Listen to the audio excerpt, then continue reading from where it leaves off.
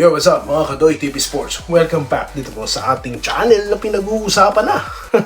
Alright, yan po yung topic natin. Bibilisan ko na lang. And of course, ang inyong mga paboritong pa-shoutout. Alright, pero bago po yan, ako po yung nagpapasalamat sa inyo, no? Dahil 6K na po ang followers natin po sa Facebook. Salamat po sa patuloy na pagsuporta. Nako, parang kailan lang, last week 5K. Mukha nga talagang road to 10K tayo bago mag-March. Salamat. And of course, sa ating YouTube, no, road to 20K naman po. Follow and subscribe na po. Salamat. Alright. Dito na tayo sa ating topic. Kasi nga po, konfirmado na, selyado na, ang Macau Black Bears lalahok sa PBA. Okay. So ngayon, usap-usapan po dito sa amin sa comment section, no? Kaya po tayo may title na ganyan. Yung mga trades, hindi lang po sa Facebook, sa YouTube sa Facebook, may mga binabanggit po ang fans na trade. Kaya tanong natin, kailangan ba talaga ng trade ng Ginebra? Alright. At ito pa, sige, gusto ko nang tumalon kagad sa problema ng Gilas. So, bibilisan ko dito. Kasi nga po, sabi ng ating mga followers and subscribers, no, may mga players silang binabanggit, di po ba? Yung huling comment po ng subscriber, Bearfield daw po, tsaka David. Sir, napakalabo nun. Hindi po pwede, no? Tapos, yun nga po, big man, yung paulit-ulit po, no, tinapik ko na yan, no? Kaya ayoko na sanang itapik pa, ayoko magpaulit-ulit. So, ang sagot ko po dyan, no, hindi na po kailangan. No? Hayaan na po yung mga current players ngayon. Bakit? Maganda naman po ang performance no? Okay. Kaya nga po lagi kong inuulit dito, ang nakatalo lang naman sa Ginebra, nakatapos na run nila, yung nag-champion na San Miguel. Pero nakita nyo naman guys, no, kumbaga nabitin lang pero nakita nyo yung performance ng bawat players. Kasi nga po, bakit ko sinasabing hindi kailangan ng trade? Kasi dyan po malalaman talaga kung sino, no, yung magiging makakasama po ng first round pick overall. Di po ba?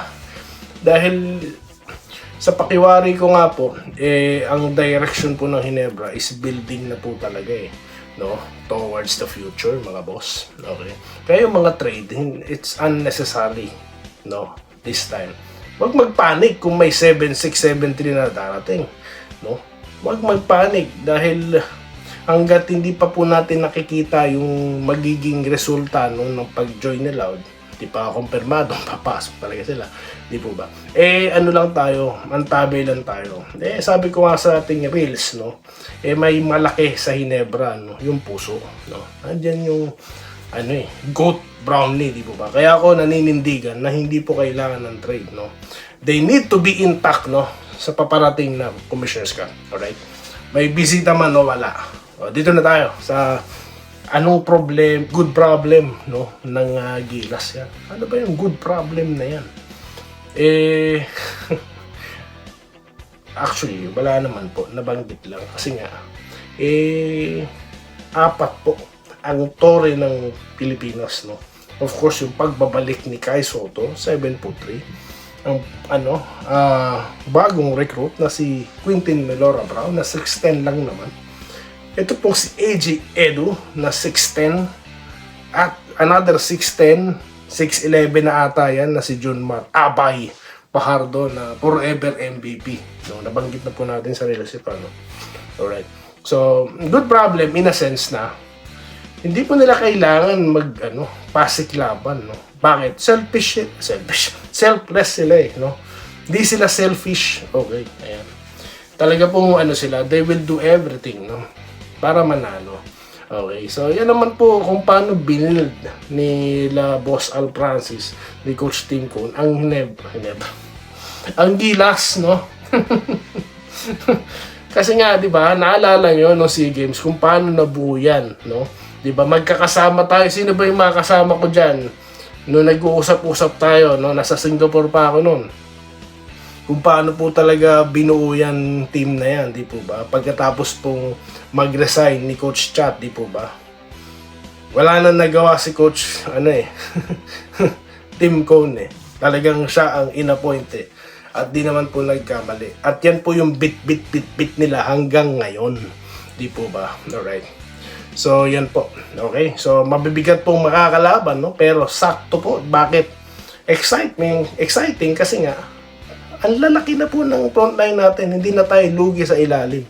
At alam nyo naman, kung may 7-3 sa loob, pinakita na po against Latvia yung magagawa ng Gilas, di po ba? Pag may tore sa loob. Di lang twin no? Triple, quadro. Ang dami yan. Shoutout na po tayo, mga boss. So, shoutout na po tayo. Dito po tayo sa ating last content, mga boss, na inyo pong pinanood. So, salamat nga po pala sa mga followers natin dyan sa Facebook na patuloy po nagko-comment, ha. Meron po akong reels na shoutout video po para sa inyo, ha, para mapa-shoutout ko kayo. Ito po si Ricano Arante. Nako, the best daw po tayo. Salamat po, sir, ha. Mabuhay po kayo, ha. Mabuhay po kayo. Dito tayo kay Sir Gerald Castillo, na regular po siya. Viewer, busy lang kaya hindi po makapag-comment. Salamat po kay Sir Gerald. Ayan po yung mga kasama natin nila Sir Archie Makirang. Ano po yan? OG po yan. Okay. Roderick Rodriguez, ito lagi din itong nandito, no, si Sir. Na taga May Kawayan, Bulacan. Ayan. And of course, si Sir Wenceslao Hapon na laging nandyan yan, no.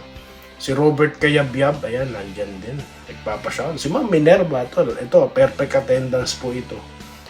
Good afternoon. Kapag nanggaling po sa inyo, dapat paniwalaan ng mga kabarangay. Salamat naman po. Okay. Since noon nyo pa naipaliwanag na hindi na kukunin si Greg. Hindi naman po sa sinasabi ko lang po yung nababasa ko, no. Hindi naman po sa ayaw ko kay Greg, no. Tsaka kay Stan. Hindi po sa ayaw ko, no. Pero sangayon po sa mga nangyayari, no. Hindi ko naman na kailangan ng source para hindi mabasa yung sitwasyon, di po ba? Dito tayo, ha, kay Sir Carlito Bulima na nag-good day. Doy TV, tigilan na ang trade sa Hinebra. Okay, ang lineup at chemistry is the key, di po ba? Kaya po tinapik natin to dahil ang dami pong gusto ng trade, Okay. Ito, Sir Lawrence Correg na nag-hello po, Lods, good PM po. Boss Idol, tiyak, may plano si Team kung solid Hinebra, magdiwala tayo. Eduardo Castan, good day po, gusto ko si Joel. Alright, good evening, Idol Doy TV, sabi ni Sir Claude Waldo Prasdilla.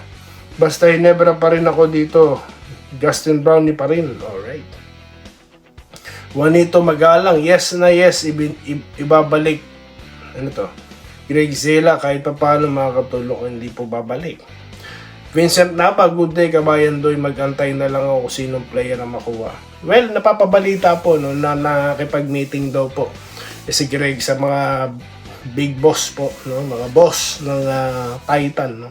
Well, kung hindi man po siya mapunta sa Hinebra ulit, sana po makabalik siya sa PBA, no, para naman po masilayan ulit ang 7-footer, no, okay, na player. Okay, yun lang po ang sa akin, si Doy TV. Roberto Aure, di ba? Sabi niya, nandyan si ano po ibig sabihin? Tapos si Great. Hinebra, sinusuportahan ko pero hindi ako okay kay Slaughter kasi galing PBA punta na MPBL.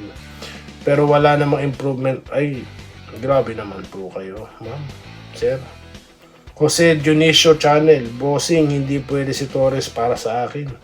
Walang kaya itapat kay Junmar. I think hindi pa time ng Hinebra mag-champion. Ganun po ba? Well, tignan po natin kasi nag-champion po nun si RSJ. Wala po si RSJ ngayon. Kaya talagang may chance, di po ba? Pero, let's see, no? Kasi iba po ang Hinebra pag may Brownlee, di po ba? Pinapasok talaga, no? Benjamin Hapayan, ito si Sir, nagbabalik. Ang tagal nyo nang hindi nag-comment, Sir, Dati nung nasa Hinebra si Greg, tinawag nilang Barney, Bonjing, tapos ngayon gusto yun tayo, kasi po, Sir, pagka yung tao talaga, no, umalis na, tsaka natin namimiss. Ganun po yun eh. Alright, dito tayo ha. Kaya ibalik daw po si Greg, sabi po ng Roval Valdez. Romeo Conchada, Mr. Doy TV, sana po makuha ng isang big man kapalitan po ni Japet. Meron na nga po eh. So ayaw po natin sa gusto, si Torres po ang kapalitan. At sapat na po yun. Imagine nyo may iba pa dyan. Hindi po lalabas ang laro ni Torres, lalo na may reinforcement po. Nandiyan si Brownlee, hindi po ba? Ngayon nga po, nagkaroon ng chance maglaro ibang player dahil walang imports. Lalo na ngayon, today's or this coming conference may import, pababawasan po yung playing time ng iba. Di po ba? Kaya, para sa akin, enough na po. No? Enough na si Torres. Wala na kami aasahan hanggat si daw po ang coach. Relax lang po kayo, sir. Magtiwala lang po kayo. No? Di tayo, wala na magagawa dapat balakihan. Wala nga, sabi ko nga po sa vlog natin kahapon, kung wala naman pong potential na pwedeng pumigil kay Junmar, wag na muna kumuha. Di po ba? Magtipid na lang. Para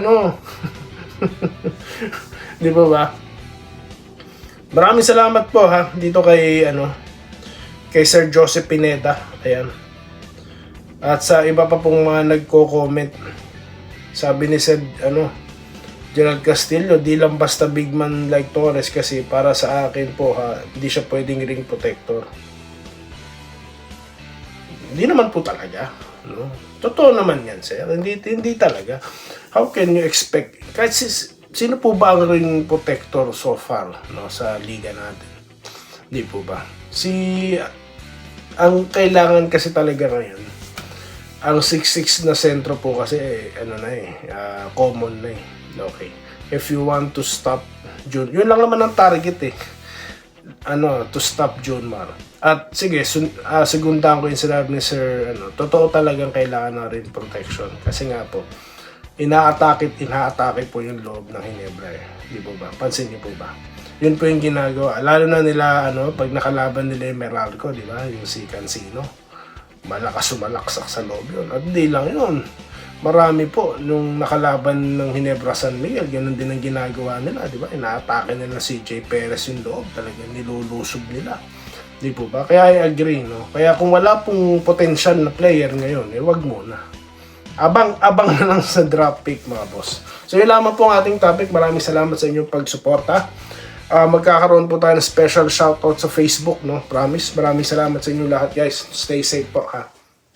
Salamat po sa panonood. Subscribe na para sa mga susunod na basketball at boxing videos.